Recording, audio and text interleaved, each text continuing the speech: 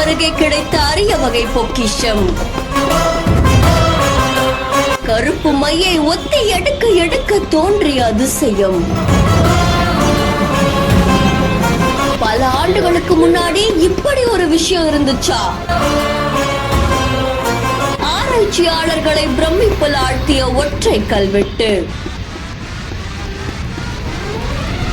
வைகையுடைய தென்கரையில மதுரை நெல்பேட்டை பக்கத்துல சுங்கம் பள்ளிவாசலுக்கு முன்னாடி 2 அடி உயரத்திலயும் 1 அடி நீளத்திலயும் 1/2 அடி அகலத்திலயும் செவ்வக வடிவத்துல இருக்கக்கூடிய ஒரு கல்வெட்டு தான் கிடைச்சிருக்கு.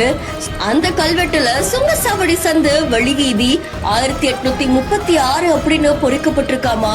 இத வச்சு பார்த்தா இந்த பகுதியில கிட்டத்தட்ட 150 ஆண்டுகளுக்கு முன்னாடி வரைக்குமே சுங்கசாவடி ஒண்ணு இயங்கிட்டு வந்ததா சொல்லப்படுது. அதை தொடர்ந்து இதை பத்தி இன்னும் பல விஷயங்கள் தெரிஞ்சுக்கிறதுக்காக ஆராய்ச்சியாளர்கள் முன் வந்திருக்காங்க அப்படின்ற மாதிரியும் கூறப்படுது. இந்த பகுதியில இருக்கக்கூடிய பள்ளிவாசல் சுங்கம் பள்ளிவாசல் அப்படின்னு அழைக்கப்பட்டுச்சாமா. வைகையுடைய வடகரையில கள்ளழகர் ஆற்றுல இறங்கக்கூடிய இடத்துக்கு நேர் எதிரதான் இந்த சுங்கசாவடி இருந்ததாகவும் சொல்லப்படுது. வைகை ஆற்றுடைய வடகரையில திண்டுக்கல் மாவட்ட குன்னுவாரன் கோட்டையில சுங்கவரி வசூல் மையம் இருந்ததா அங்க இருக்கக்கூடிய சிவன் கோவில்ல கிபி 13ஆம் நூற்றாண்டு அப்படின்னு கல்வெட்டுல தெரிவிக்கப்பட்டிருக்காமா.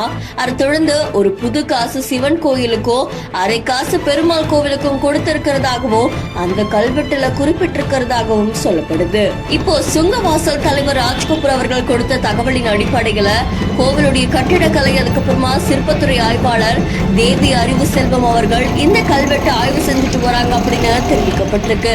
மதுரையுடைய வைகை ஆற்றுக்கு பக்கத்துல இப்படி ஒரு கல்வெட்டு கிடைச்சது பலரையும் ஆச்சரியத்துல நிகழ்த்தினதோட பல வரலாற்று தகவல்களும் வெளிவரும் அப்படின்னு எதிர்பார்க்கப்படுது. இந்த செய்தி தொடர்பான உங்களுடைய கருத்துக்களை கமெண்ட்ல சொல்லுங்க. மேலும் செய்திகளுக்கு பிஹேண்ட் ஃபாலோ பண்ணிக்கோங்க.